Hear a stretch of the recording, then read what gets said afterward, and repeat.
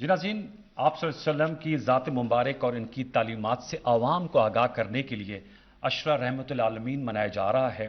اس سلسلے میں وزارت اطلاعات و نشریات، وزارت مذہبی امور اور وزارت تعلیم کے مشترکہ تعاون سے ایک پلان آف ایکشن ترتیب دیا گیا ہے، مربوط پلان بنایا گیا ہے۔ میں اس سلسلے میں اس کی تفصیلات جاننے اور عوام تک پہنچانے کے لیے دعوت خطاب دوں گا۔ وفاقی وزیر برائے مذہبی امور و بین المذاہب ہم آہنگی محترم نور الحق قادری صاحب کو کہ اسٹیج پہ تشریف لائیں اور تفصیلات شیئر کریں۔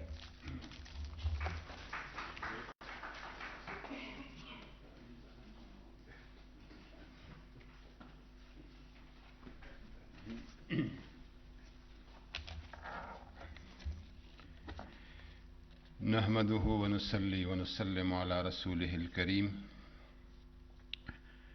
وعلى آله الطيبين وأصحابه المكرمين،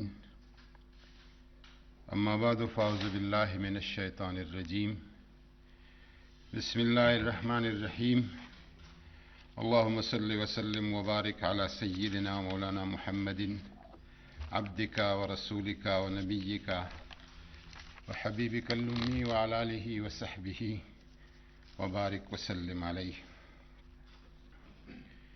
محترم عزت مآب جناب عمران خان، وزیر اعظم اسلامی جمہوریہ پاکستان، تشریف رکھنے والے معزز وفاقی وزراء، اراکین پارلیمنٹ اور دینی اسکالرز، اقلیتی برادری کے تمام نمائندگان، خواتین و حضرات، السلام علیکم ورحمۃ اللہ وبرکاتہ۔ آج کا یہ شام میرے لیے انتہائی دلی طمانینت اور سکون اور خوشی کا باعث ہے کہ ایک عرصہ دراز کے بعد حضور صلی اللہ علیہ وسلم کے دنیا میں تشریف آوری اور آمد کا جو سلسلہ ہے، گرچہ پاکستانی عوام اس کو روایتی عقیدت، احترام، تذکر، احتشام کے ساتھ مناتی ہے، لیکن حکومت اور ریاست کا اس میں ہمیشہ بہت ہی معمولی اور ایک رسمی قسم کا تعلق رہا۔ اور اس دفعہ وزیر اعظم صاحب بذات خود اس پوری کمپین کو لیڈ کر رہے ہیں اور گزشتہ ایک مہینے میں متعدد بار بذات خود اپنے ملٹری سیکرٹری اور سٹاف کے ذریعے سے کہ کیا ہو رہا ہے، کیا کر رہے ہیں، کیا انتظامات ہوں گے، کیا تقریبات ہوں گی، یہ میرے خیال میں عالم اسلام کے لیے بھی اور اس ملک کے لیے بھی ایک انتہائی نیک شگون ہے۔ حضور صلی اللہ علیہ وسلم کی ذکر کو اللہ تعالیٰ نے آپ کو فرمایا ہے کہ وَرَفَعْنَا لَكَ ذِكْرَكَ، اے میرے حبیب، آپ کے ذکر کو میں نے بلند کر دیا ہے۔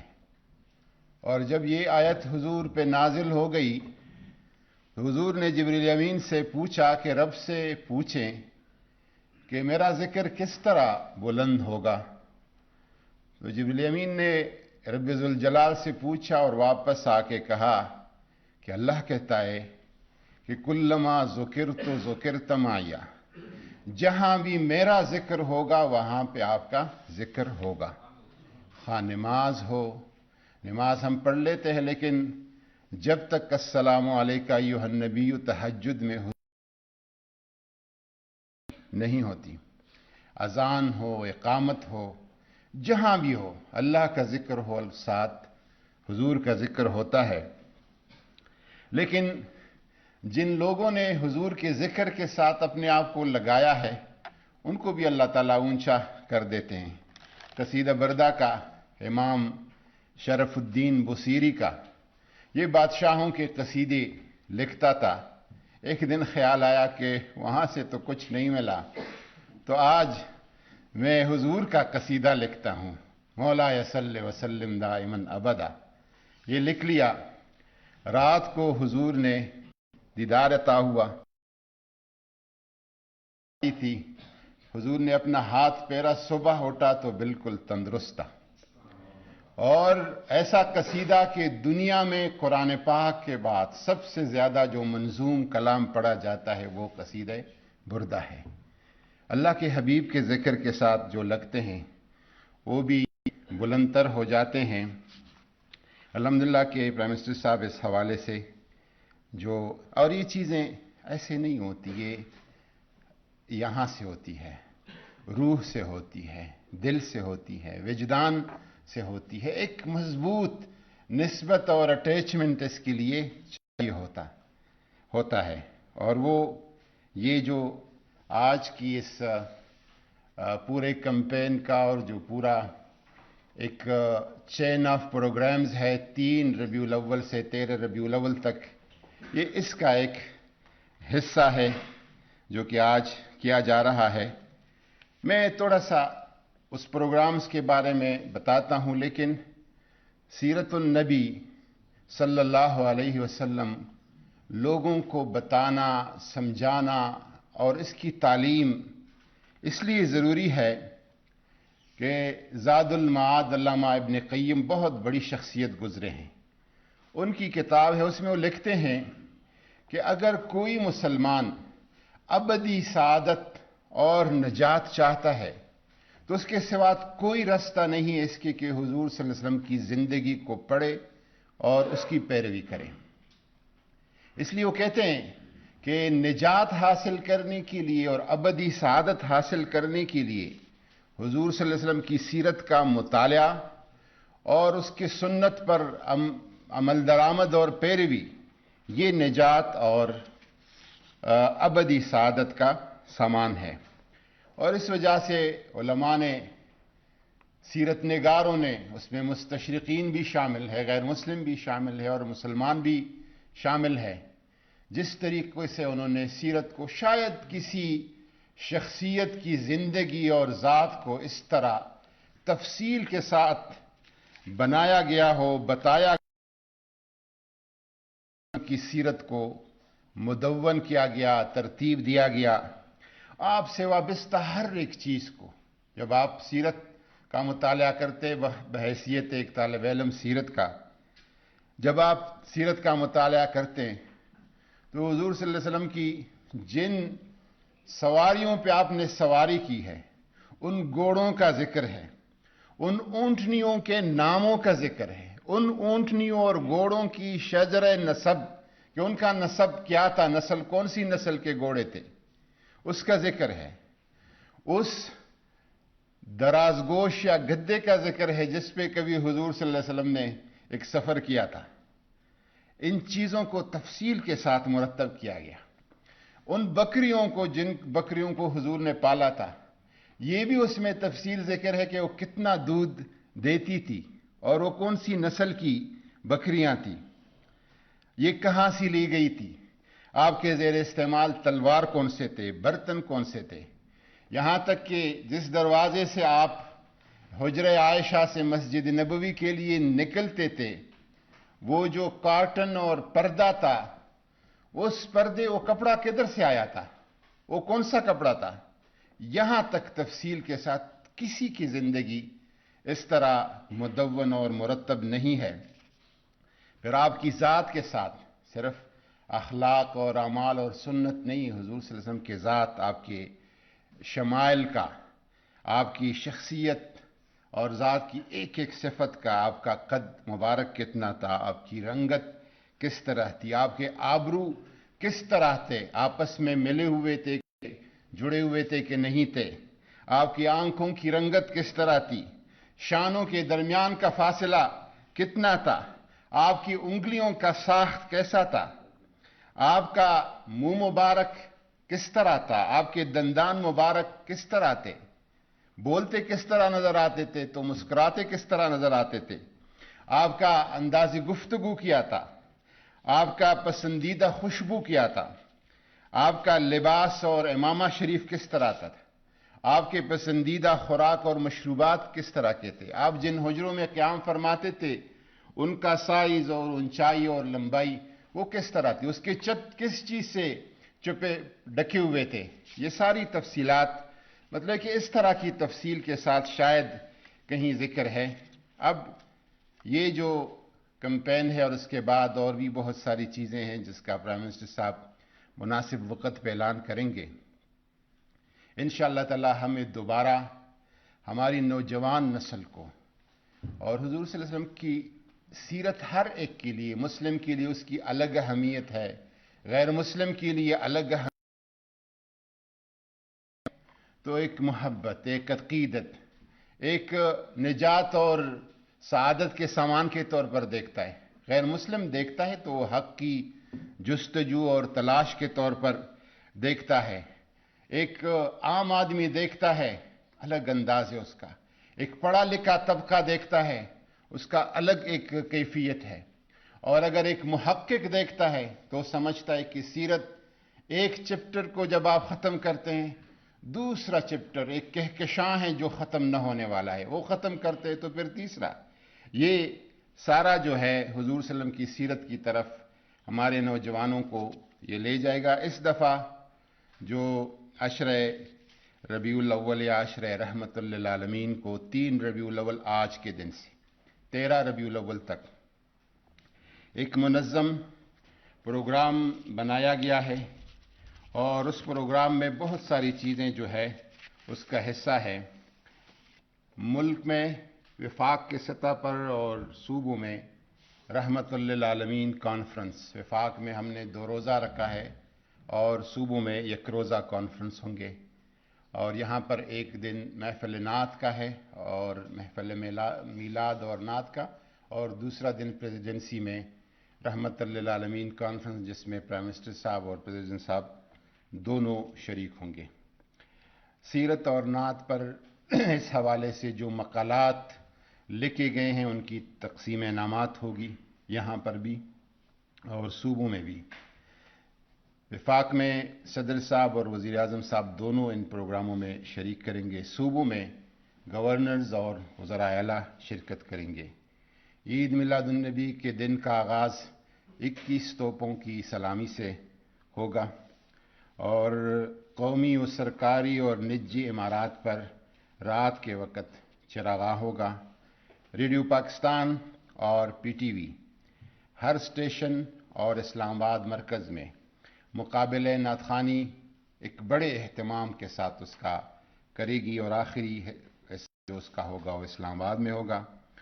صوبوں میں ہر روز سیرت کے مختلف عناوین اور مضامین ہم نے رکھے. اس کے حوالے سے سیمینارز ہوں گے, تقریری مقابلے ہوں گے اور تحریری مقالات کے مقابلے ہوں گے اور اس میں تمام صوبے اور آزاد کشمیر اور گلگت بلتستان شامل ہیں. پرائمری لیول پہ الگ, مڈل لیول پہ الگ, ہائی سکولز میں الگ اور کالجز اور یونیورسٹی میں الگ. محافل حسن قرت اور مقابلوں کا اہتمام کیا گیا ہے اور ڈسپلے سیرت کے بینرز اور اشتہارات یہ اس میں لگائے جائیں گے. وزارت مذہبی امور, اطلاعات و نشریات اور وزارت تعلیم کا ایک ورکنگ گروپ بنایا گیا ہے ایڈیشنل سیکرٹریز لیول کا, جو کہ ہر روز اس پہ فالو اپ جو ہے وہ دیکھے گی اور صوبوں کے ساتھ مسلسل ان کا روابط ہیں اور مختلف منسٹریز آرگنائزیشن کے ساتھ. محافل میلاد, نعت اور رحمت اللہ عالمین سیمینارز ساتھ اور صوبوں میں بھی. وفاق اور صوبوں کے تمام وزارتوں کا, اٹیچ ڈپارٹمنٹس کا, آٹونومس باڈیز کا وہ اپنی طور پر محافل میلاد اور رحمت اللہ عالمین کانفرنس منعقد کریں گی. تمام قومی جلدی صاحب رابطہ کریں گے, اسپیشل ایڈیشن نکالیں گی. تمام پرائیویٹ چینلز اور P T V special programme منعقد کریں گی. کتابوں پر ڈسکاؤنٹ ہوگا اور اقلیتوں کی طرف سے بھی اس دفعہ کراچی میں, اسلام آباد میں اور لاہور میں محافل میلاد کا انعقاد ہوگا جس میں مسلمان اور تمام اقلیتیں شریک اقلیتیں ہوں گی. اس کے لیے تقریباً 17-18 ہم نے عناوین اور مضامین رکھے ہیں بحیثیت معلم اخلاق, حضور صلی اللہ علیہ وسلم رسول رحمت, بچوں سے پیار, محسن النسوان, اقلیتوں کے ساتھ سلوک, آپ کی میانہ روی, آپ کا عفو درگزر, محتاج اور محروم طبقات کا غمگسار, حیا و عفت, توکل و قناعت. تقریباً 18 ٹاپک جو ہے ہر روز کے لیے ایک ایک 2 ٹاپک ہم نے اس کے لیے منتخب کر دیے ہیں. انشاءاللہ تعالی اس سے جو خیر پہنچے گا اور جو لوگوں کو منفعت ہوگا اور جو حضور صلی اللہ علیہ وسلم کی ذات کی طرف لوگوں کی توجہ اور وابستگی ہوگی, پرائم منسٹر صاحب یہ آپ کا صدقہ جاریہ ہوگا. وما علینا الا البلاغ. بڑے خوبصورت انداز میں وفاقی وزیر نور القادری صاحب نے احاطہ کیا سیرت النبی کا. عشق و مستی میں وہی اول وہی آخر, وہی قرآن وہی فرقان وہی یاسین وہی طٰہٰ. آپ صلی اللہ علیہ وسلم نے حاضرین و ناظرین ریاست مدینہ کی بنیاد رکھی اور وزیر اعظم پاکستان عمران خان صاحب جب بھی قوم سے مخاطب ہوتے ہیں آپ ریاست مدینہ کا ذکر کرتے ہیں, اس کی احیا کی بات کرتے ہیں اور آپ کہتے ہیں کہ پاکستان کی ریاست کو ریاست مدینہ کے طرز پہ ڈھالنے کے لیے عزم کا اظہار بھی کیا اور اقدامات بھی آپ نے اٹھائے, چاہے وہ احساس پناہ گاہوں کا نیٹ ورک ہو, تعلیمی وظائف ہوں, حضور پاک صلی اللہ علیہ وسلم کی سیرت النبی پہ قومی نصاب میں شامل کرنا. اور آج کی اس تقریب میں زیادہ وقت نہیں لوں گا. پرائم منسٹر عمران خان آپ سے ملتمس ہوں کہ آپ اسٹیج پہ تشریف لائیں اور اپنے خیالات کا اظہار کریں.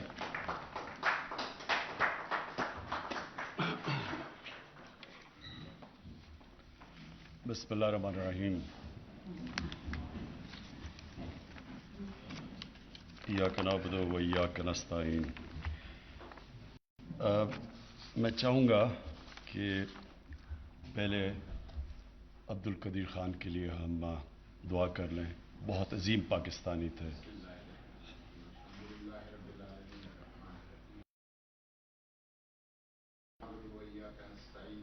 اهدنا المستقيم صراط الذين أنعمت عليهم غير المغضوب عليهم ولا الضالين آمين اللهم اغفره وارحمه وتجاوز عنه وأنت أرحم الراحمين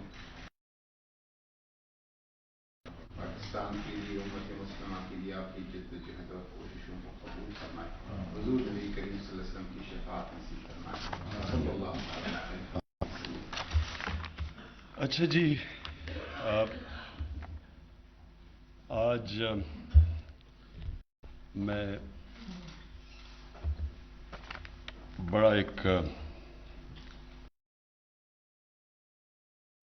آغاز کر رہے ہیں جس مہینے میں ہمارے نبی صلی اللہ علیہ وسلم ان کی برتھ ڈے بنانے کے لیے. تو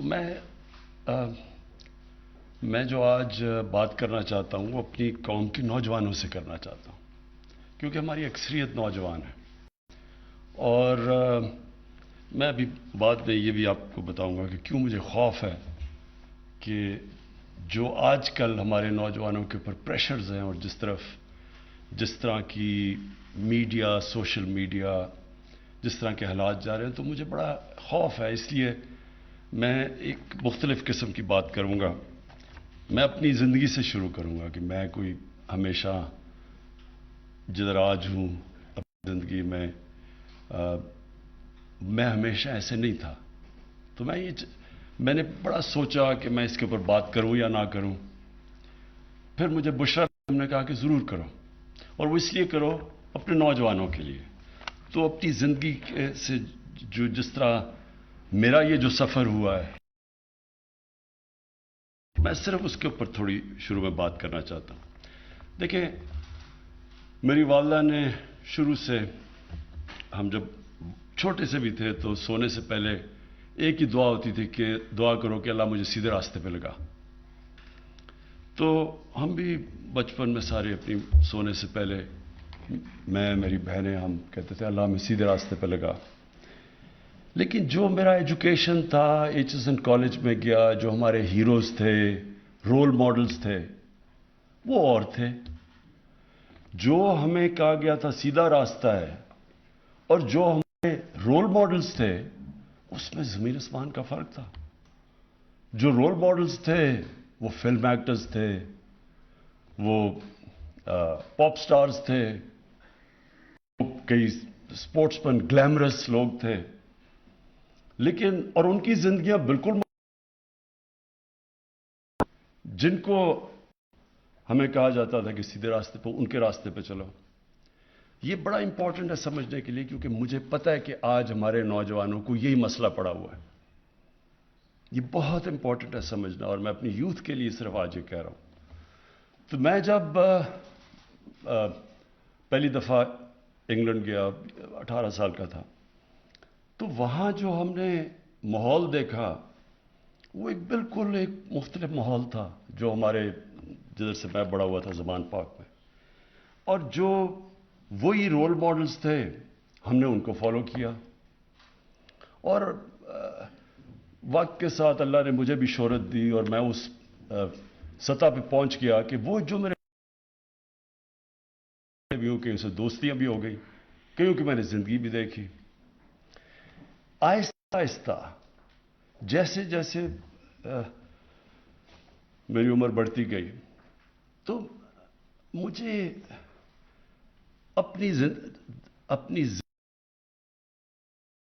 لیتا تھا. میرے میں ایک اللہ نے ایک، میں سمجھتا ہوں کہ یہ صفت ہے، ایک یہ تھی کہ میں کبھی رات کو سوتا نہیں تھا جب تک میں وہ دن کا جائزہ نہ کر لوں کہ آج میں نے دن میں یہ کیا، کیا کھویا، کیا پایا. اپنی زندگی کی کرٹیک کرتا تھا، ہمیشہ اپنا تجزیہ کرتا تھا. تو وہ ساری، تو میں نے جب وہ دیکھا کہ میرے جو رول ماڈلز تھے، یا جن کو میں سمجھتا تھا کہ بڑی گلیمرس زندگی ہیں، جب میں نے ان کو قریب سے دیکھا، اور میں کئی سالوں کے بعد کی بات کر رہا ہوں، تو مجھے آہستہ آہستہ سمجھ آنی شروع ہوئی جو اصل میں ایک ہی چیز ہم نماز میں مانگتے ہیں کہ اللہ ان کے راستے پہ لگا جن کو جو نعمتیں بخشی ہیں، ان کے نہیں جو اپنی تباہی کے راستے پہ چلے گئے. تو جن لوگوں، ان میں سے بہت زیادہ کو میں نے اپنی زندگی میں دیکھا اپنی تباہی کے راستے پہ جاتے ہیں. ایک بہت بڑا فٹ بالر تھا، بعد میں میرا دوست بھی بن گیا. شروع میں ہم اس کو،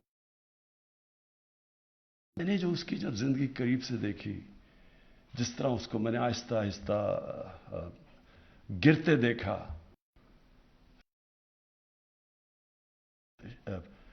الکوہولک بنتے ہوئے، پھر کلینک جاتا تھا اپنے آپ کو، پھر وہ صاف ہو کے پھر واپس آتا تھا، پھر 50 سال کی عمر میں مر گیا. وہ ایک نہیں تھا، بہت زیادہ تھے جن 50 کو ہم سمجھتے تھے. ان کی زندگیاں جب قریب سے، ڈرگ ایڈکشن، تو مجھے یہ سمجھ آنی شروع ہو گئی کہ یہ جو ہم جس کو گلیمرس راستہ اور سمجھتے تھے، اصل میں تب آہستہ سمجھ آئی کہ جب آپ مانگتے ہیں یہ دو راستے، تو یہ اصل میں یہی ہے ساری. اگر آپ کی زندگی کا نچوڑ ہے تو وہ ادھر لکھا ہوا ہے، دو راستے آپ کے پاس چوائسز ہیں. ایک چوائس آپ کے لیے کہ وہ لگتا ہے بڑا اچھا، اس میں پیسہ ہے، اس میں لگتا ہے کہ یہ چوری کرو، پیسہ بنا لو، بڑی گاڑیاں لے لو. لیکن کیا وہ آپ کی خوشی کا راستہ ہے یا وہ آپ کی تباہی کا راستہ ہے؟ تو یہ مجھے آہستہ آہستہ میں نے اپنی زندگی سے یہ چیزیں دیکھتا گیا. اور پھر بڑی کرکٹ کے آخری دنوں میں کسی وجہ سے میں پھر اس راستے پہ نکل گیا. اور بڑی لیٹ میں نے اپنی زندگی میں نبی صلی اللہ علیہ وسلم کی زندگی کو اسٹڈی کیا. جب میں ان کی زندگی اسٹڈی کی تو میں سب سے پہلے مجھے حیرت کیا ہوئی کہ میں سب سے، ماں باپ نے مہنگے اسکول میں مجھے بھیجا، کیوں نہیں مجھے یہ چیزیں اس اسکول میں بتائی گئی؟ دلاتا ہوں کہ ابھی تک ہماری 95% بچوں کو یہ پتہ ہی نہیں ہے. دیکھیں، دنیا کا جو سب سے بڑا انقلاب آیا تھا نا، وہ آیا تھا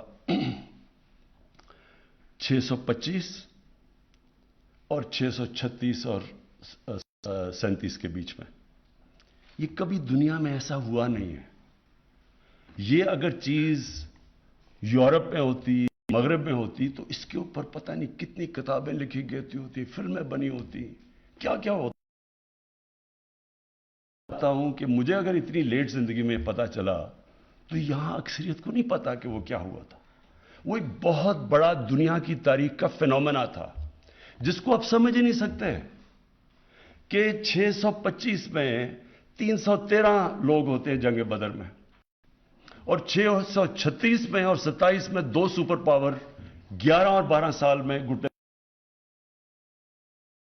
یہ کیا ہوا تھا؟ اس کے اوپر کوئی ریسرچ ہوئی، کوئی ہمیں بتایا گیا، کوئی ہمارے بچوں کو پتا ہے کہ پتا تو چلے یہ ہوا کیا تھا. اور یہ جو فینومینا ہے، یہ جب آپ اس کے پیچھے جائیں گے تو آپ کو صرف ایک چیز پتا چلے گی کہ نبی صلی اللہ علیہ وسلم وہ شخصیت تھے جو یہ انقلاب لے کے آئے. اور انہوں نے 2 اصول تھے، ایک تو ان کی پرسنالٹی تھی اور دوسرا مدینہ کی ریاست تھی جو ان کی سنت تھی. تو تب مجھے سمجھ آئے کہ کیوں اللہ ہمیں حکم دیتا ہے کہ ان کی زندگی سے سیکھو. کیونکہ اگر آپ ان کی زندگی سے سیکھیں گے تو وہ آپ کی عظمت کا راستہ ہے. وہی 2 راستے ہیں، ایک تباہی کا راستہ ہے. جب آپ نماز پڑھتے ہیں تو آپ راستہ مانگ رہے ہوتے ہیں، کیونکہ وہ نعمتیں تو سب سے بڑی ان کو بخشی ہیں اللہ نے.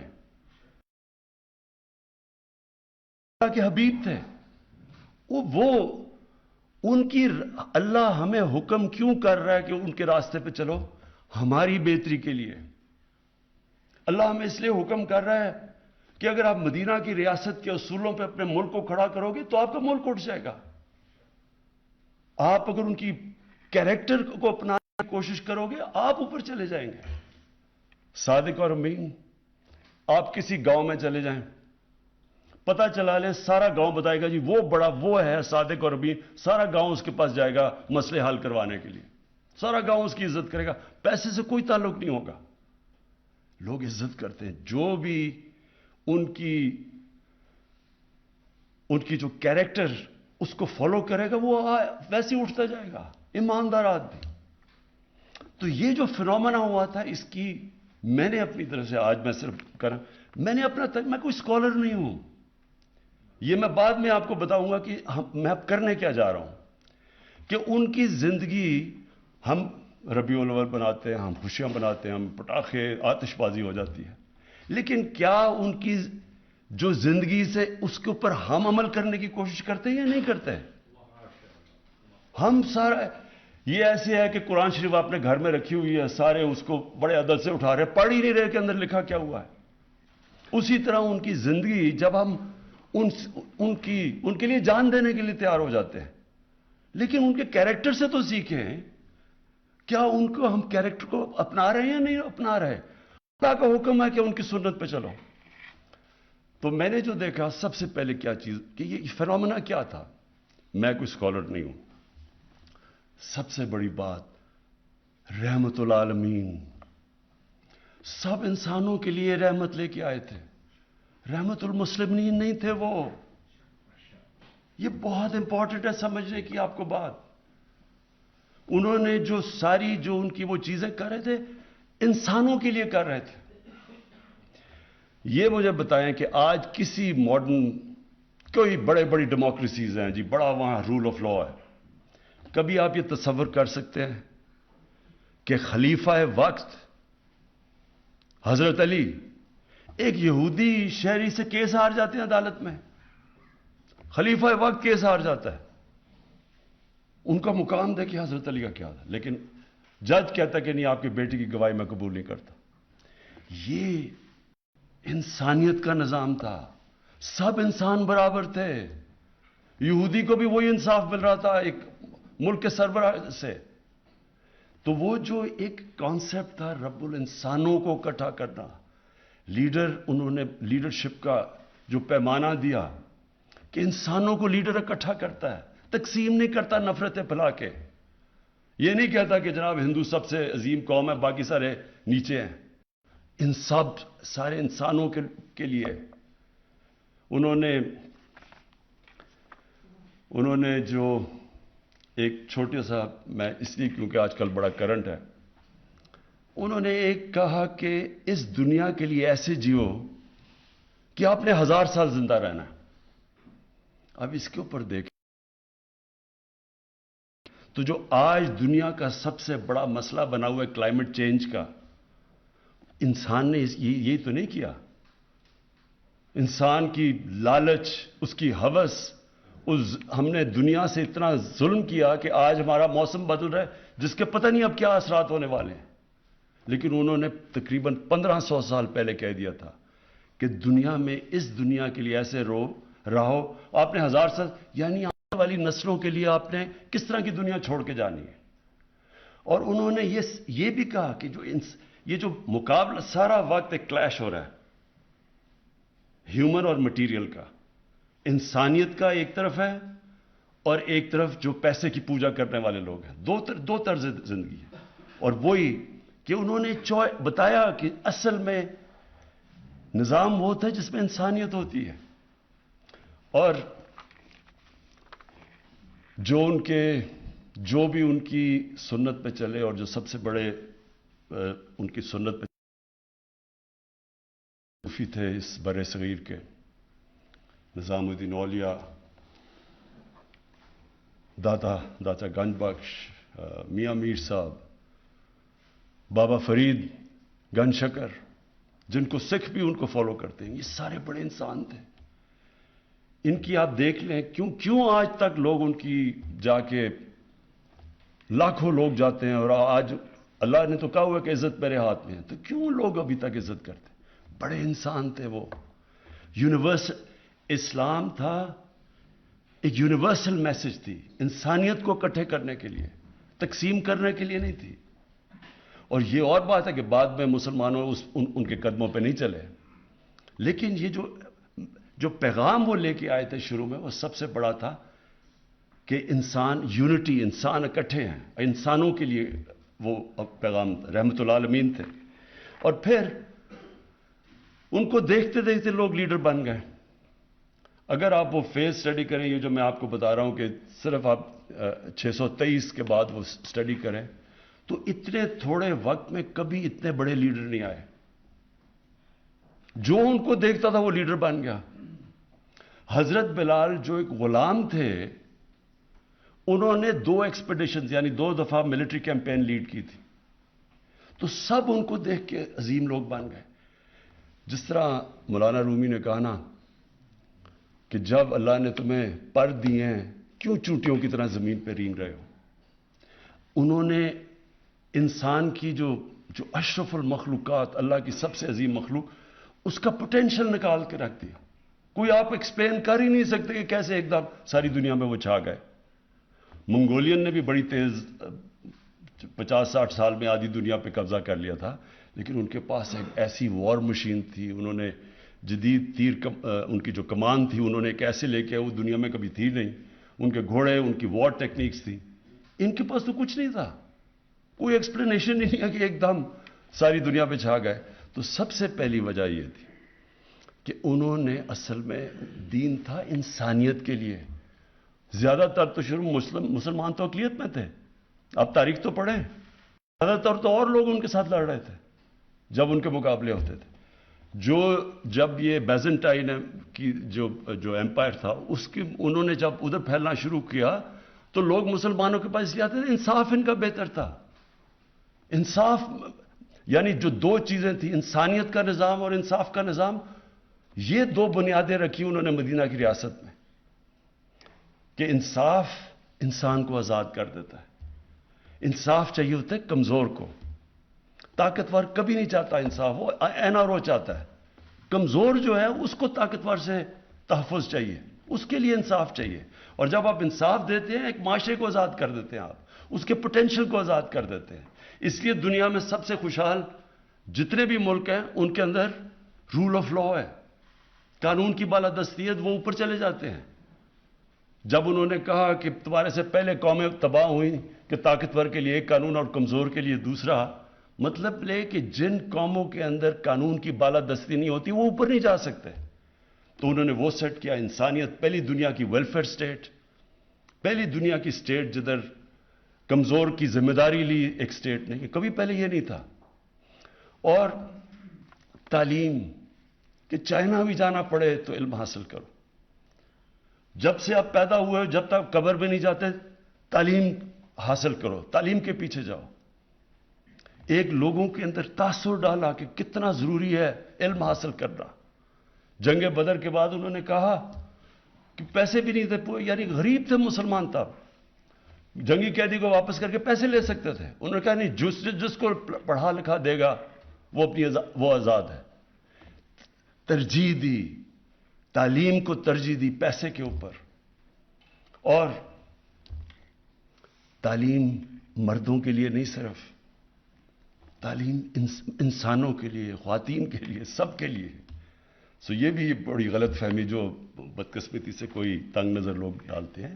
تعلیم سب کے لیے، اور تعلیم کی وجہ سے پھر مسلمان، جو ان کی ہدایت تھی اس کی وجہ سے مسلمان بڑھے. اور پھر آپ سارے ٹاپ سائنٹسٹ دیکھ لیں، جتنے بڑے بڑے نام تھے اگلے 500-600 سال تک، وہ ساروں کا بالکل ان کی زندگی اس کے اوپر بھی پورا تجزیہ قرآن کے اوپر بھی تھا، اور پھر وہ سائنٹسٹ بھی تھے. اس کے علاوہ جو ان کی جو اپنی پرسنالٹی تھی، میں صرف اس کے اندر 3 ٹریٹس، ایک تو صادق اور امین، اور ایک قرآن کی آیت ہے کہ جو لوگ ایمان لے آئے اللہ ان کے خوف دور کر دیتا ہے. انسان کو خوف سے آزاد کر دیا. یہ جو خوف ہے یہ انسان کو غلام رکھتا ہے کہ میرے رزق نہ چلی جائے، مجھے وہ کوئی طاقتور قتل نہ کر دے، مجھے ذلیل نہ کر دے. آزاد کر دیا انسانوں کو. تو یہ جو فنومنا ہے، میں یہ چاہتا ہوں، اور میں بعد میں کہوں گا کہ ہم نے کرنا کیا، یہ سارے ہمارے اسکولوں کے اندر بچوں کو سمجھنا چاہیے. آپ پڑھائیں، پتہ تو چلے، کیونکہ یہ تو تاریخ کا حصہ ہے. یہ تو آپ یہ دین کو بھی ہٹ کے، کیونکہ رول ماڈلز ہونے چاہیے بچوں کے لیے. میرے رول ماڈل یہ نہیں تھے، کیونکہ مجھے پتہ ہی نہیں تھا یہ.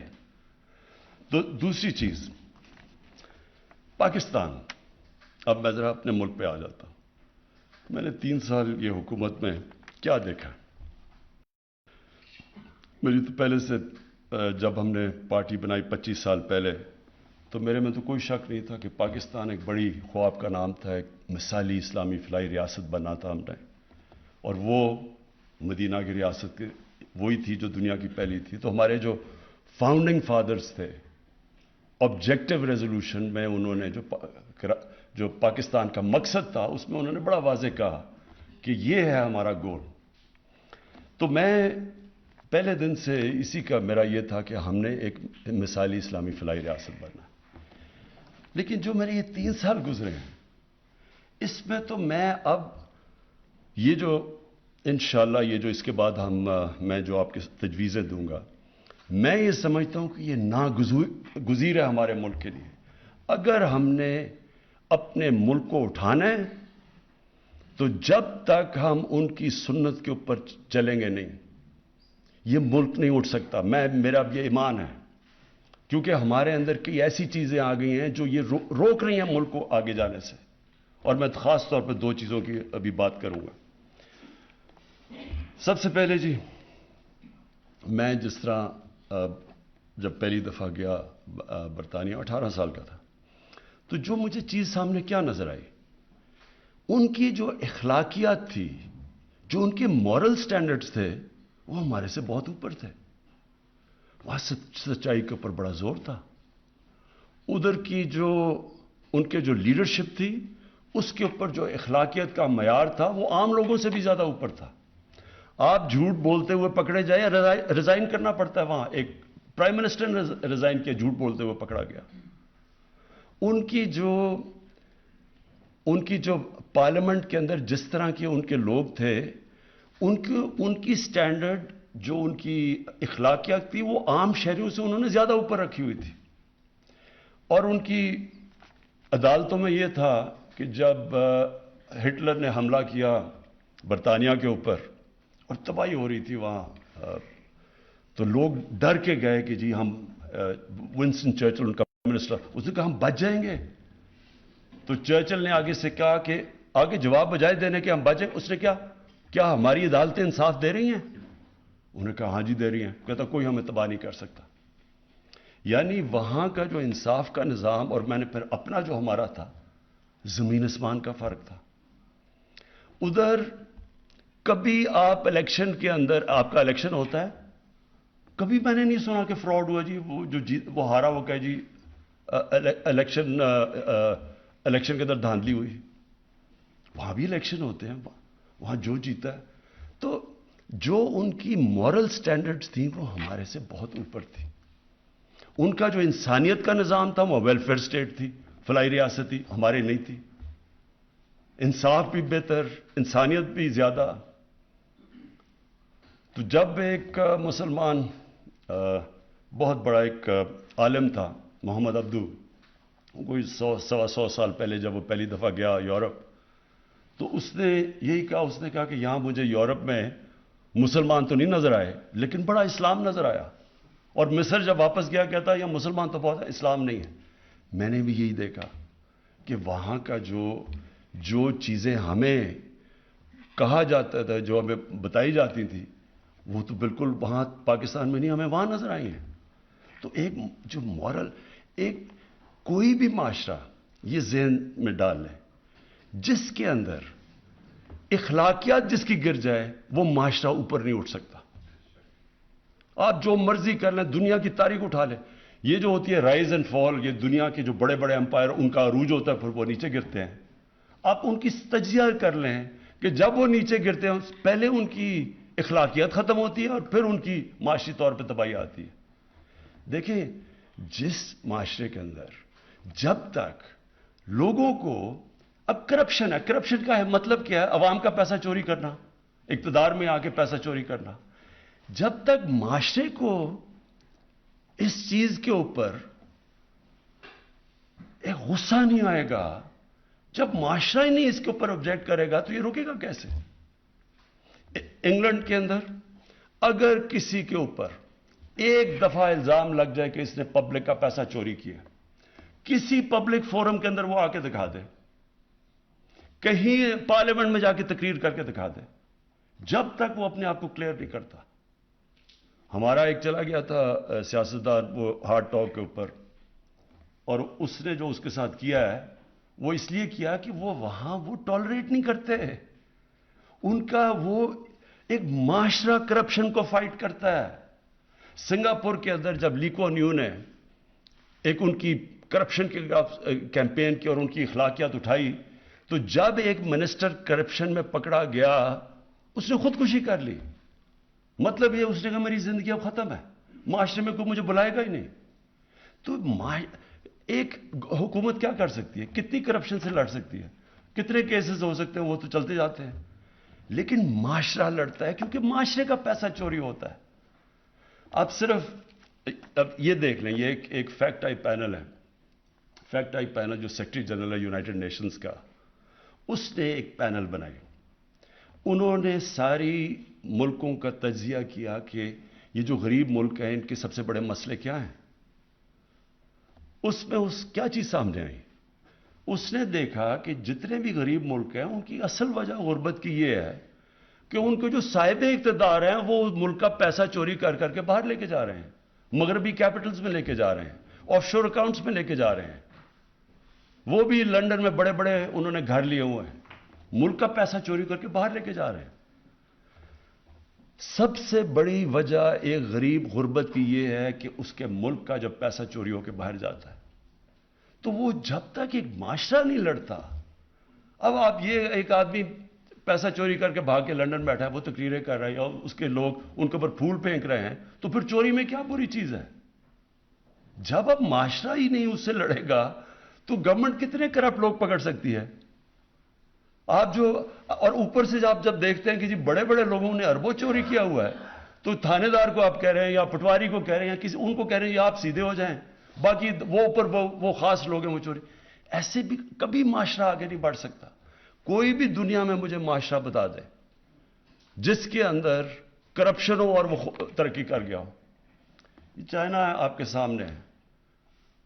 چائنا کے اندر اس نے تقریباً 450 لوگ پچھلے 7 سالوں کے اندر کرپشن میں وزیروں کو لیول کا جیل میں ڈالا ہے, یہ جو پریزیڈنٹ شی جن پنگ ہے. تو اس طرح تو نہیں معاشرہ اوپر جا رہا. اور پھر جو معاشرہ کیونکہ رب العالمین ہے, وہ جو معاشرہ ان اصولوں پہ چلے گا جو ہمارے نبی صلی اللہ علیہ وسلم نے مدینہ کی ریاست میں لے کے آئے تھے, اوپر آ جائے گا. چائنا آج دنیا میں سب سے اوپر چلا گیا. کیوں؟ انہوں نے سب سے زیادہ غربت, انہوں نے ساری دنیا کی تاریخ میں سب سے زیادہ غریب لوگوں کو اوپر اٹھایا. چائنا اوپر چلا گیا. آج اسکینڈینیوین ملکوں میں چلے جائیں, سب سے زیادہ فلاحی ریاست اسکینڈینیویا میں, وہاں خوشحالی ہے. تو جو بھی ان اصولوں پہ چلے گا وہ اوپر چلا جائے گا. پھر جی اب الیکشن کی میں بات کر رہا تھا. اب الیکشن کیا؟ 1970 کے بعد سارے الیکشن میں جو ہارتا کہتا دھاندلی ہو گئی. یہ پہلی دفعہ ہے کہ گورنمنٹ نے فیصلہ کیا کہ ہم وہ سسٹم چینج کرتے ہیں. حکومت میں ہوتے ہیں, کیونکہ جب حکومت میں آتے ہیں نا, سارے پہلے کہتے ہیں دھاندلی, جب حکومت میں آتے ہیں کچھ نہیں کرتا. کیونکہ جب حکومت میں آپ آ جاتے ہیں, آپ کے پاس گورنمنٹ ہوتی ہے, آپ کے لیے زیادہ آسان ہوتا ہے الیکشن میں دھاندلی کرنا. آپ سٹاف اپنا نیچے رکھ سکتے ہیں, آپ تیاری کر سکتے ہیں, پیسے آپ کے پاس ہوتے ہیں. تو یہ پہلی حکومت ہے جو اقتدار میں آ کے کہہ رہی ہے کہ ہم اس کو ٹھیک کر رہے ہیں. اور ہم نے جو جائزہ لیا کہ سب سے بڑا مسئلہ یہ ہے کہ جیسی الیکشن ختم, جو پولنگ ختم ہوتی ہے اس کے بیچ میں سے لے کے جب تک رزلٹ اناؤنس ہوتا ہے اس کے بیچ میں ساری دھاندلی ہوتی ہے. وہ جوڈیشل کمیشن بنائی تھی 2015 میں سپریم کورٹ نے, تو اس کے اندر یہی چیز سامنے آئی تھی. اس کو ختم کرنے کے لیے ہم نے ای وی ایم مشینز لے آئے, ٹیکنالوجی لے آئے, ہم پوری کوشش کر. وہی لوگ جو سارا وقت دھاندلی کہتے ہیں وہ کہہ رہے ہیں یہ ٹیکنالوجی نہ لے کے آؤ. میں جب کرکٹ کھیلتا تھا اپنے امپائر ہوتے تھے, تو جب پاکستان میں ہم کئی دفعہ میچ جیتے تھے وہ کہتے تھے آپ کے امپائر ہیں, ہم بھی کئی دفعہ ہارتے تھے, 12 ہم کہتے تھے وہ امپائر ہیں. دنیا کی کرکٹ کی 200 سالہ تاریخ میں پہلا ملک تھا پاکستان جو ہم نے کہا, اور دنیا کی سب سے طاقتور ٹیم کے خلاف ہم نے پاکستان میں نیوٹرل امپائر لیا باہر سے. ہم نے کہا ٹھیک ہے ہم باہر سے امپائر لے کے آتے ہیں, اور آج ساری دنیا میں نیوٹرل امپائر, اور اب سب جو ہارتا ہے وہ مان جاتا ہے.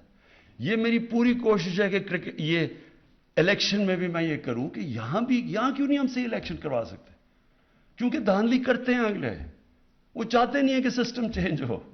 تو اب دوسرا پرابلم ایک ہے کہ ہماری اخلاقیات, اور میرا ایمان ہے کہ یہ بھی انشاءاللہ اپنے نوجوانوں کو جو میں بھی آخر میں تجویز کروں کیسے کرنا ہے, اپنے نوجوانوں کی جب ہم تربیت کریں گے یہ مقابلہ کریں گے انشاءاللہ یہ جو ہماری ملک کی اخلاقیات نیچے چلی گئی ہے، اور خاص طور پہ وہ لوگ جب اقتدار میں آ کے جب چوری کرتے ہیں تو سارے ملک کی اخلاقیات نیچے چلی جاتی ہے۔ دوسری ہے فحاشی۔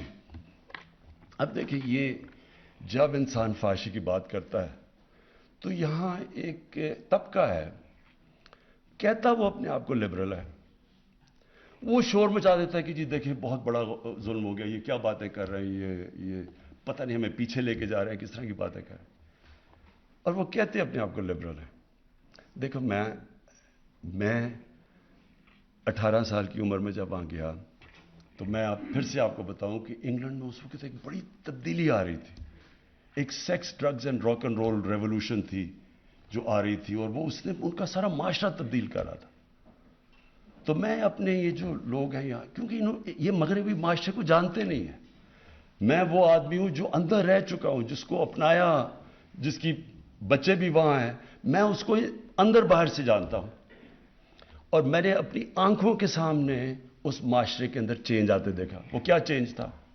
جب آپ معاشرے میں جو sex, drugs and rock and roll کا مطلب کہ انہوں نے فحاشی عام کر دی، پہلے فلمز ہوتی تھی اڈلٹ اونلی، وہ آہستہ آہستہ ان فلموں کے اندر وہ چیزیں آنی شروع ہو گئیں جو پہلے نہیں آتی تھیں۔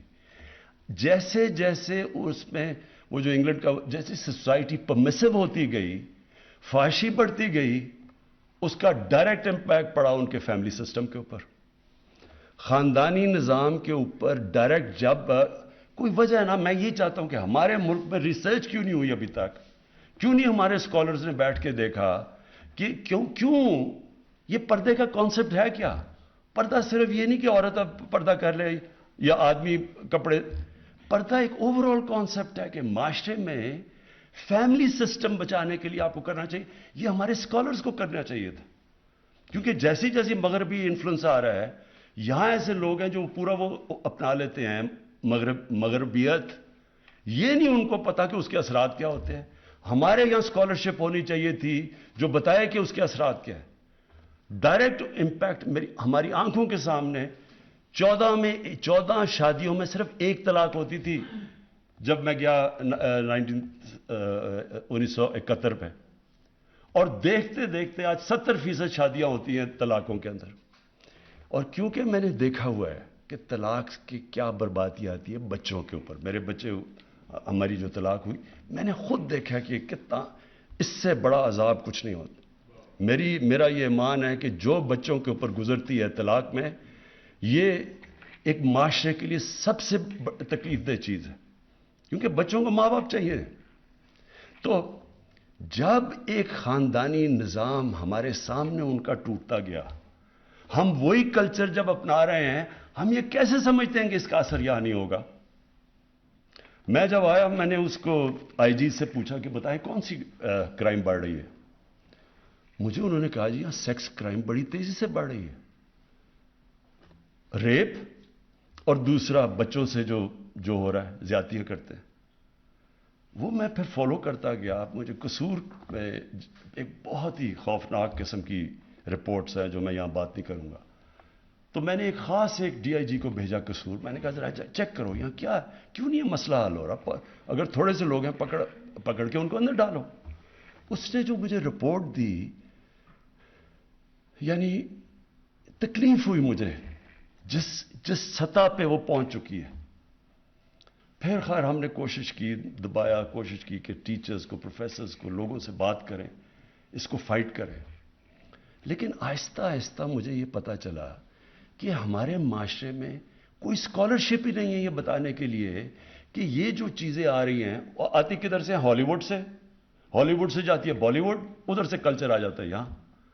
کبھی کسی نے یہ پوچھا کہ ہالی ووڈ کے اندر اس کلچر کی وجہ سے خاندانی نظام پہ کیا فرق پڑا ہے؟ ایک شادی کی اوسط ایوریج لائف سپین ہے 2.5 سال، 2.5 سال چلتی ہے وہاں شادی۔ جب آپ وہ ایک اپنا لیتے ہیں، آپ ایک لائف سٹائل اپنا لیتے ہیں، تو اس کے کانسیکوینسز ہیں۔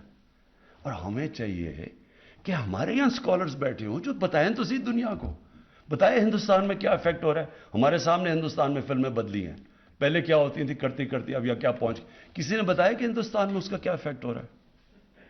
تو جب تک ہم اپنے یوتھ کو بتائیں گے ہی نہیں کہ یہ یہ تو طرز زندگی ہے، آپ کی چوائس ہے، لیکن ہم بتائیں تو صحیح کہ اس کا یہ اثرات ہوں گے آپ کے معاشرے کے اوپر. تو میں تب سے مجھے یہ خوف آنا شروع ہوا کہ ہم یہ کیسے سیکس کرائم کو فائٹ کریں. میں نے جب ان سے پوچھا، میں نے کہا جی سیکس کرائم بتائیں کہ کتنے لوگ آپ پکڑتے؟ جب پکڑے دیکھیں تو بہت کم ہے. اس نے کہا جی نے کہا جی لوگ شرم سے نہ عورتیں بتاتی ہیں نہ بچوں خاندان بتانا چاہتے ہیں کہ جی ہوا کیا ہے. ایک بڑا ریپ کیس ہوا، میں خود فالو کر رہا تھا اس کو. میں نے آئی جی سے پوچھا کیوں یہ آدمی یہ نکل کیوں گیا؟ کہتا جی وہ جو خاتون ہے وہ کہتی ہے میں نے نہیں اس کے رپورٹ درج کروانی. اس کو اتنی شرم ہے، وہ دبانا چاہتی ہے. تو گورنمنٹ کیا کرے پھر؟ آپ ایکشن ہی نہیں لے سکتے ان کے اگینسٹ. تو کرپشن، اس سے بھی معاشرہ لڑتا ہے، قانون سے نہیں آپ لڑ سکتے. اور یہ جو سیکس کرائم پھیلتی جا رہی ہے یہ معاشرہ اس کا مقابلہ کرتا ہے. اس میں سارے معاشرے کو فیصلہ کرنا پڑتا ہے. اور اس کے اندر ہماری اسکالرز کی، ہمارے عالم کی بہت بڑی اب ذمہ داری آ گئی ہے. موبائل فون نے دنیا بدل دی ہے، پاکستان نہیں بدلا، دنیا بدل گئی ہے. بچوں کے پاس اب وہ ان کے فون کے اوپر وہ مٹیریل ہے جو انسانی تاریخ میں کبھی بچے ایسی چیزیں نہیں دیکھتے تھے. یہ بہت بڑا چیلنج آ رہا ہے سامنے. اور میں کئی ماں باپ جو سن رہے ہوں گے ان کو پتہ ہے میں کیا باتیں کر رہا ہوں کہ کیا گزر رہی ہے ان کے گھروں پہ. اسکولوں کے اندر کیا ہو رہا ہے آج کل، ڈرگز کیسے اسکولوں میں چلی گئی ہیں.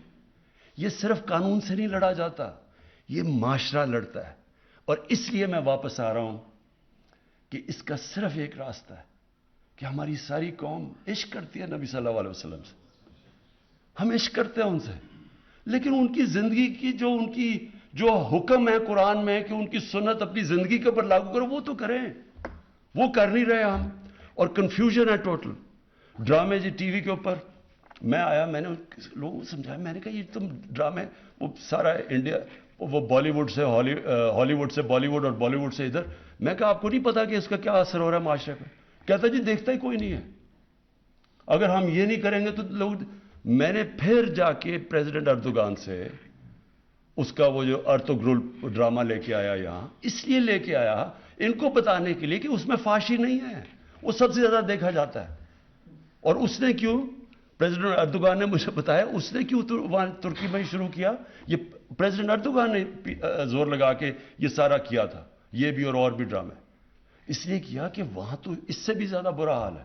وہاں بالکل ڈیوائیڈڈ ہے، ایک طرف مغربی تہذیب کے لوگ ہیں، دوسری طرف وہ دینی. تو وہاں تو اس نے کہا کہ یار ہمارے بچوں کو تو اپنی تاریخ کا ہی نہیں پتا. تو میڈیا کی بھی بہت بڑی ذمہ داری ہے. یہ جو میں پھر سے جب کہتا ہوں کہ جب ہم یہ لڑیں گے، یہ جو سیکس کرائمز ہیں، یہ جو اپنے معاشرے کو خاندانی نظام بچانا ہے، یہ ہمیں واپس جانا پڑے گا. ہمارے اسکالرز کو بتانا پڑے گا. میں اسکالر نہیں ہوں، لیکن اسکالرز کو بیٹھ کے اس کے اوپر کام کرنا پڑے گا. یہ معاشرے کے سامنے بہت بڑا چیلنج آ رہا ہے اور اس کے بہت برے اثرات ہیں. آج ہی آپ دیکھ لیں پاکستان میں کہ ڈیورس ریٹ کدھر سے کدھر چلی گئی. اچھا جی، اس کے علاوہ دو اور جو میں اناؤنس کرنے سے پہلے، ہمارا کلچر مختلف ہے. جو کلچر بچوں کے سامنے آ رہا ہے، کارٹونز کے، ایک کارٹون بڑا انفلوئنس کر رہے ہیں بچوں کو. اس کارٹون کے اندر کلچر بالکل مختلف ہے، بچوں کے اندر کنفیوژن ہے. تو ہمیں میڈیا سے اپنے بچوں کو اپنی تہذیب کے مطابق، کیونکہ وہاں سے انڈوکٹرینیشن شروع ہو جاتی ہے. بچوں کو بتانا چاہیے کہ دوسرا طرز زندگی بھی ہے. آپ میڈیا کو روک نہیں سکتے، آپ ٹیکنالوجی کو نہیں روک سکتے، آپ سوشل میڈیا کو نہیں روک سکتے، لیکن آپ ایک دوسرا بچوں کو چوائس تو دے سکتے ہیں کہ ایک اپنے نبی صلی اللہ علیہ وسلم کی جو راستہ ہے اس کو صحیح معنی میں بچوں کی زبان میں آپ وہ تو بتا سکتے ہیں. تو اس کے لیے اچھا پھر ایک اور چیز، ہمارے دین کے اندر بڑا خاص رتبہ ہے والدین کا، ماں کا بہت بڑا رتبہ ہے. مجھے جب میں نے چیک کیا کہ ہو کیا رہا ہے، بچے بڑے ہو کے اپنے ماں باپ کو گھر سے نکال دیتے ہیں. ہمیں قانون بنانا پڑا کہ بچے ماں باپ کو گھر سے نہیں نکال سکتے. تو یہ جب آپ جتنی دور چلے جائیں گے اپنی بیسک سے جس کی وجہ سے یہ ملک بنا تھا، بڑا عظیم خواب تھا، تو یہی حرکتیں ہوں گی کہ آپ کو یہی نہیں پتا کہ ماں کا رتبہ کیا ہے، آپ کو والدین کا نہیں پتا کہ جو قربانی دے کے آپ کو بڑا کرتے ہیں، آپ گھر سے نکال دیتے ہیں جب ضرورت نہیں ہے آپ کی. یہ تو جانوروں کا معاشرہ ہے. اور اس میں پھر اس کے علاوہ جس طرح ہم اپنے گھر میں نوکروں کو رکھتے ہیں، میں یہ بھی پھر سیرت نبی پڑھیں، انہوں نے کہا تھا کہ غلام کو وہی اسی طرح رکھو جس طرح آپ اپنے خاندان کے لوگوں کو رکھتے ہو. اور وہ پھر ایک بہت بڑا انقلاب آیا، ایسا انقلاب آیا ان کو دیکھتے دیکھتے. صرف جو افریقن ہے، جو افریقہ سے لوگ ہیں جو غلام بنے، آپ ساری دنیا میں دیکھ لیں، صرف عرب معاشرے کے اندر وہ معاشرے کا حصہ بن گئے. امریکہ میں ابھی تک وہ بلیک لائیوز میٹر ابھی تک صحیح طرح وہ حصہ نہیں بنے. لیکن کیونکہ رحمت اللہ عالمین نے انسانیت کی بات کی اور انہوں نے کہا کہ یہ بھی انسان ہے، ان کو کرو، تو آج ہم دیکھیں کہ ہم اپنے گھر کے ملازموں کو کیسے رکھتے ہیں. کیا ہم ان کو صحیح کھانا کھلاتے ہیں؟ کیا ہم ان کو صحیح دیتے ہیں؟ مغرب میں ذرا دیکھ لیں، ان کے پاس رائٹس ہے سارے ملازموں کے پاس. کیا ہم کرتے ہیں؟ اور وہ آپ کو اتنا فخر ہونا چاہیے کہ ساری دنیا کی سویلائزیشن میں سے واحد مسلمانوں کا سویلائزیشن تھا جدھر غلام بادشاہ بن گئے. ماملوک غلام تھے، یہاں ہندوستان میں سلیو ڈائنسٹی تھی، غلام بادشاہ بن گئے کیونکہ ایک ان کو انسان بنا کے رکھا. یہ نہیں ہے ہمارے معاشرے کے اندر، بدقسمتی سے یہ نہیں ہے. تو میں اب آخر میں جو کرنا کیا چاہتا ہوں، میں نے یہ فیصلہ کیا کہ یہ اس طرح تو ہم فنکشنز کرتے رہیں گے، فنکشنز ختم ہو جائیں گی، ہم تھوڑی دیر کے بعد سیلیبریٹ کر کے پھر اپنی زندگی میں چلے جائیں گے. لیکن میں یہ سمجھتا ہوں کہ ہمیں پاکستان کو اب ایک رخ اپنا بدلنا پڑے گا، وہی اسی پہ جانا پڑے گا جس مقصد کے لیے پاکستان بنا تھا. علامہ اقبال، میں ان کا پڑھ رہا تھا، انہوں نے کہا کہ مسلمان معاشرہ جب بھی اٹھتا ہے تو ہمیشہ وہ واپس مدینہ کی ریاست کے اصولوں پہ جا کے اٹھتا ہے، جب گرتا ہے ان سے جب دور چلا جاتا ہے. تو میں نے فیصلہ کیا کہ ہم اب ایک رحمت العالمین اتھارٹی بنانے لگا ہوں. میں اس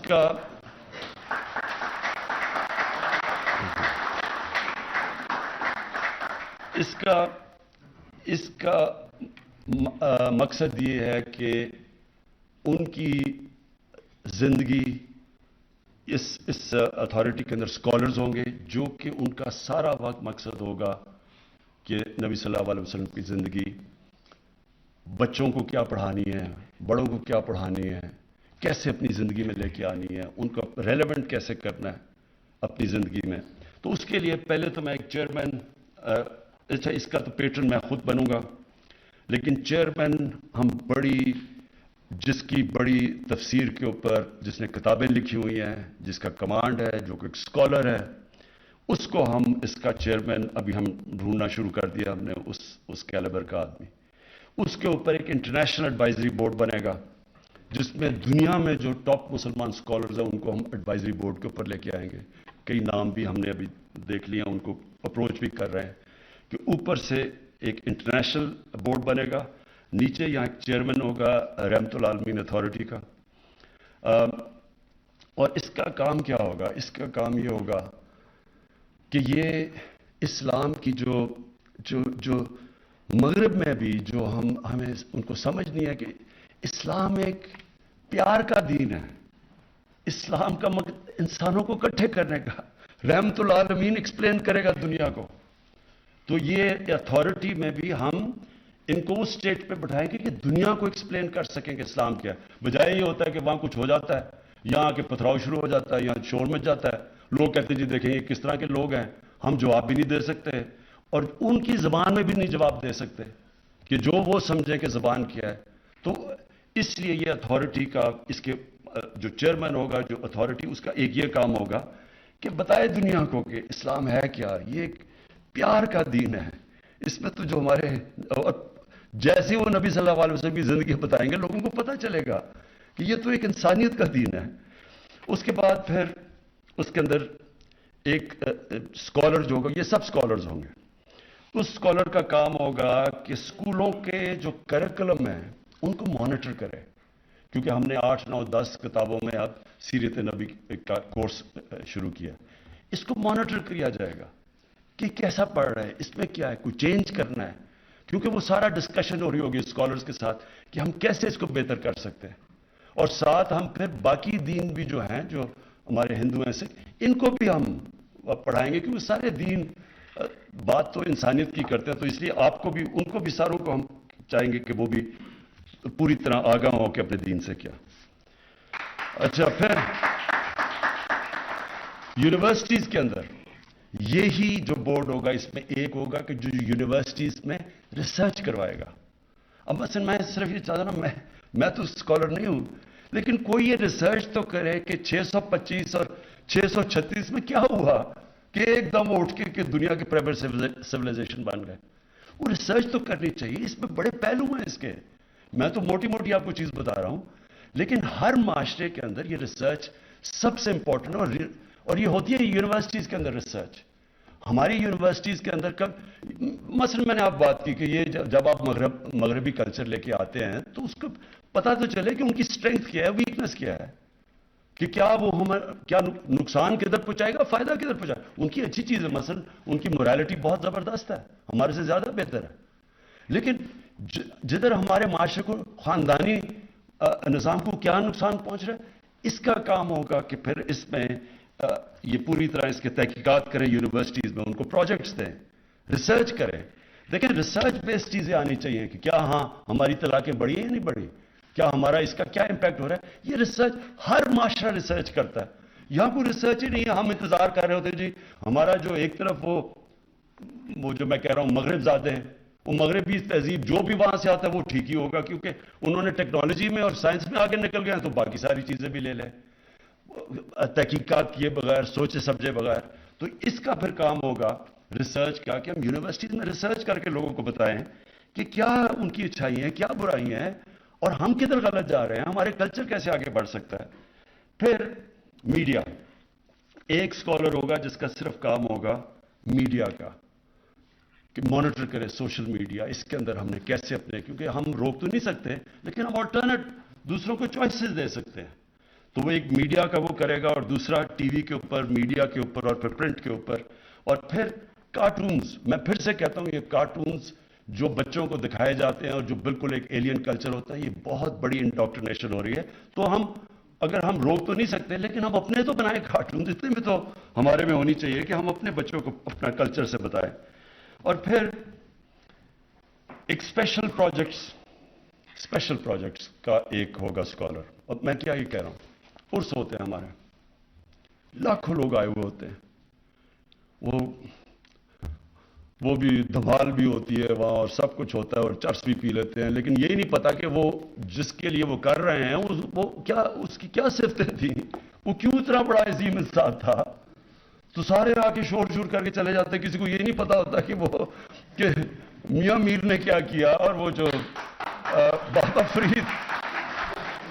فرید کیوں گرو نانک بابا فرید کے مرید تھے، کیا وجہ تھی، ان کی کیا ٹیچنگز تھیں۔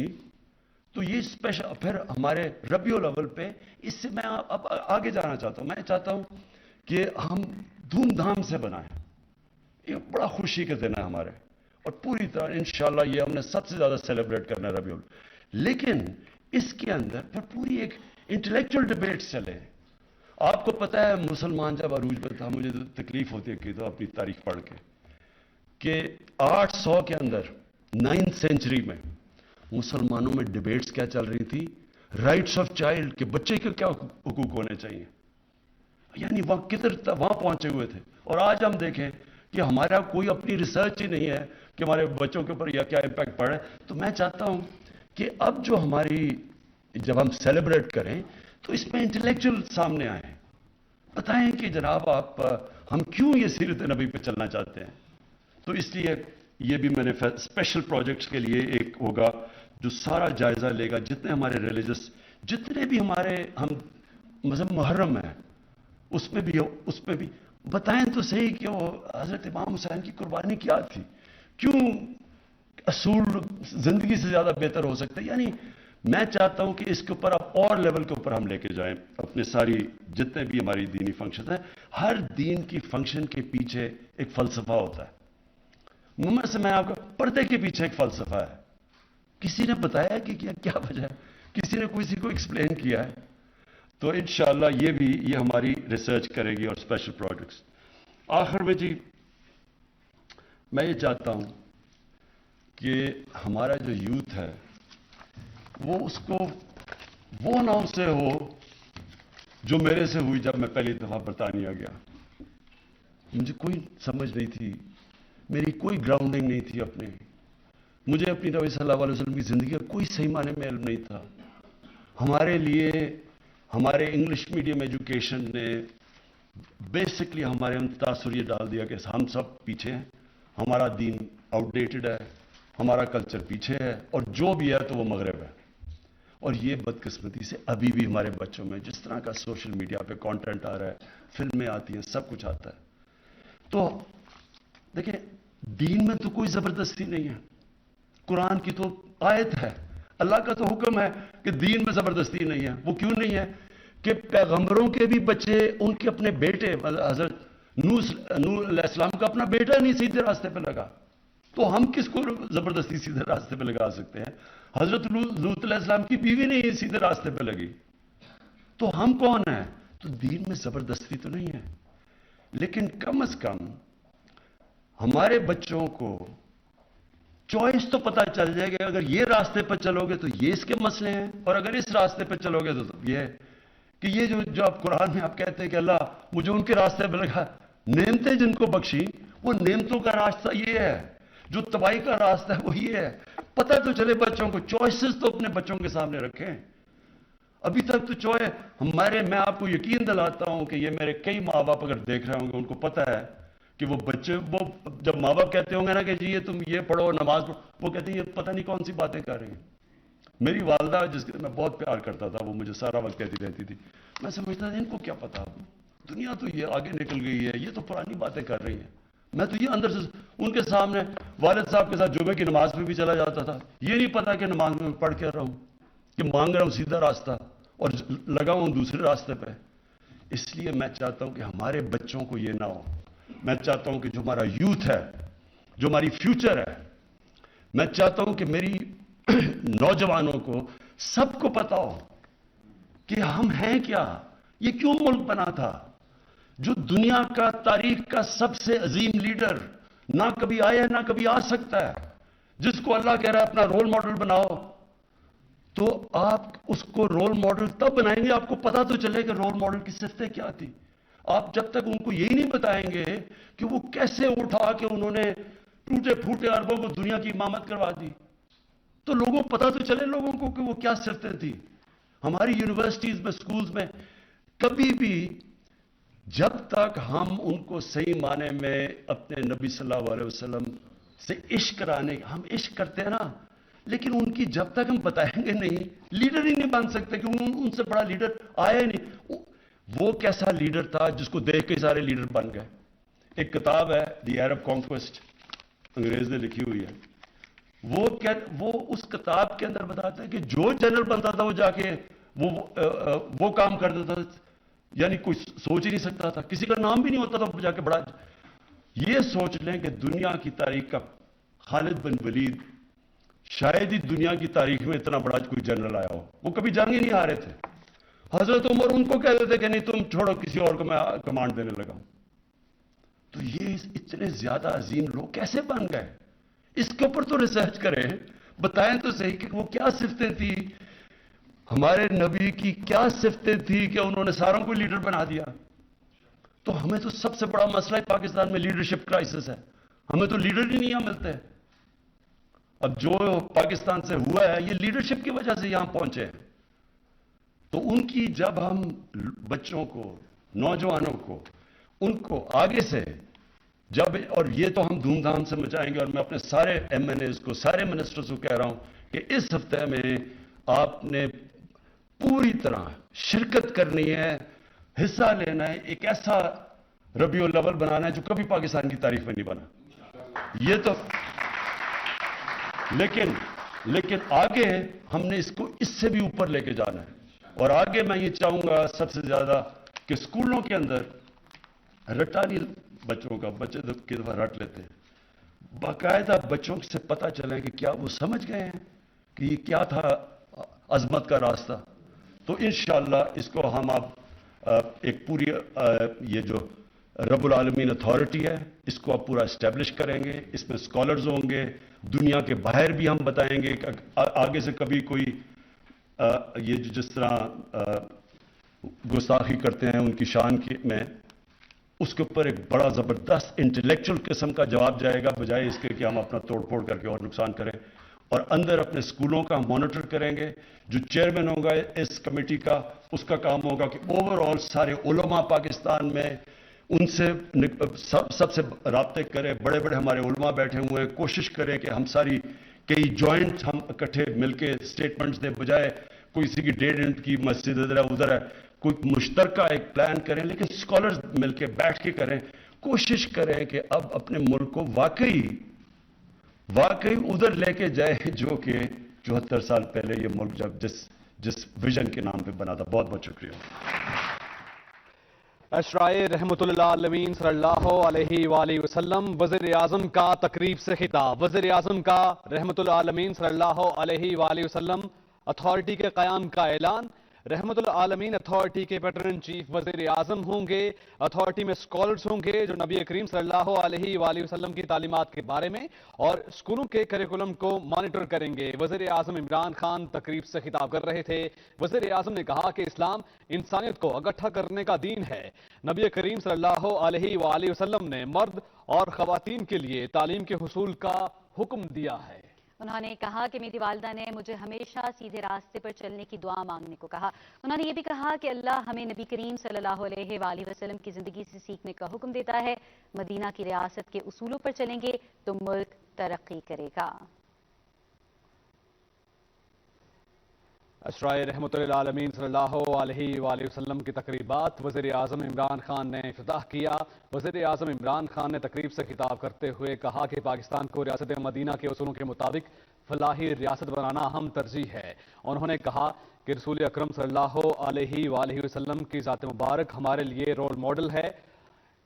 तकरीब से वज़ीर आज़म इमरान खान खिताब कर रहे थे और उन्होंने कहा कि इस्लाम इंसानियत को इकट्ठा करने का दीन है। नबी करीम सल्लल्लाहु अलैहि वसल्लम ने मर्द और ख़वातीन के लिए तालीम के हुसूल का हुक्म दिया है और उन्होंने कहा कि मुसलमान मुआशरा रियासत मदीना के उसूलों पर ऊपर उठता है। रहमतुल्लाह आलमीन अथॉरिटी के हवाले से वज़ीर आज़म इमरान खान ने अहम ऐलान किया। रहमतुल्लाह आलमीन सल्लल्लाहु अलैहि वसल्लम अथॉरिटी का क़याम का ऐलान किया गया वज़ीर आज़म इमरान खान की जानिब से। नाज़रीन, रबीउल अव्वल विलादत आक़ाए दो जहां हज़रत मोहम्मद सल्लल्लाहु अलैहि वसल्लम का महीना है। दुनिया भर में मुसलमान इस माह को मजहबी इज़्ज़त व एहतराम से मनाते हैं। वज़ीर आज़म इमरान खान अशराए रहमतुल्लाह आलमीन की मरकजी तक़रीब से इस्लामाबाद में खिताब कर रहे थे। उन्होंने कहा कि मैं रोज़ अपनी ज़िंदगी का तनकीदी जायज़ा लेता हूँ। हम सबको अपनी ज़िंदगी का तनकीदी जायज़ा लेना चाहिए। उन्होंने ये भी कहा कि नबी करीम सल्लल्लाहु अलैहि वसल्लम की ज़िंदगी का मुताला किया और बहुत कुछ सीखने को मिला। तमाम मुसलमानों को नबी करीम सल्लल्लाहु अलैहि वसल्लम की जिंदगी का मुताला करना चाहिए, क्योंकि अल्लाह ताला ने हमें नबी करीम सल्लल्लाहु अलैहि वसल्लम की जिंदगी से सीखने का हुक्म दिया है। उन्होंने ये भी कहा कि मेरी वालिदा ने मुझे हमेशा सीधे रास्ते पर चलने की दुआ मांगने को कहा। उन्होंने कहा कि सीधा रास्ता आखिरत में इज्जत व कामयाबी का रास्ता है और हम सबको ये पता होना चाहिए कि सीधा रास्ता कौन सा रास्ता है। इसको जानने के लिए नबी करीम सल्लल्लाहु अलैहि वसल्लम की जिंदगी से हमें सबक लेना चाहिए।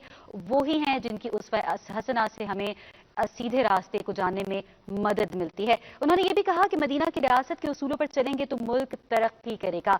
मदीना की रियासत का क़याम एक अहम कदम होगा। उन्होंने ये भी कहा कि मेरी वालिदा ने हमेशा मुझे सीधे रास्ते पर चलने की تلقین کی. انہوں نے یہ بھی کہا کہ میری والدہ نے مجھے ہمیشہ سیدھے راستے پر چلنے کی دعا مانگنے کو کہا. بہت سارے مسلمان سیدھے راستے پر چلنے کی دعا مانگتے ہیں، لیکن حقیقت میں سیدھا راستہ کیا ہے اسے جاننے کی ضرورت ہے، اور اس چیز کو جاننے کے لیے ہمیں نبی کریم صلی اللہ علیہ وآلہ وسلم کی اسوہ حسنہ کی روشنی میں تمام چیزوں کو سیکھنے میں مدد ملتی ہے. ناظرین، وزیر اعظم عمران خان اشرا رحمۃ اللہ عالمین کی مرکزی تقریب سے اسلام آباد میں خطاب کر رہے تھے. ناظرین، آپ کو